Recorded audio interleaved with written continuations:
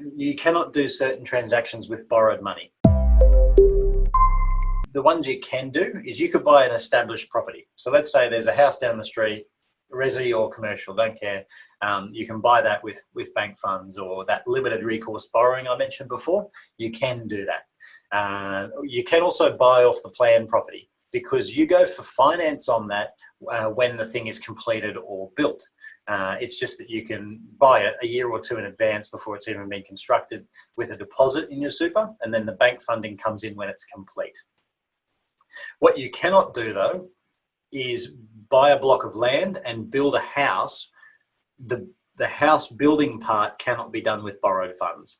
It's a really weird rule. They call it something along the lines of the single asset. You only can borrow money to build a single asset. And even there's been some certain cases where an SMSF has borrowed money for a apartment purchase where the car parks are on a separate title to the apartment, and that's considered as two separate assets. But if it's one contract with two assets, that in a weird way breaches the rules of SMSF. So we need to make sure whatever you're looking to buy there, with funded, like bank funded or self-funded money, we need to make sure it's all legit.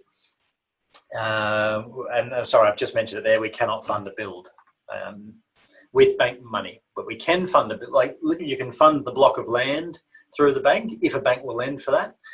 Never had it before, never seen it before. Sorry, and then you can use your super fund money to actually build the house on it, as long as you're not using borrowed money to construct.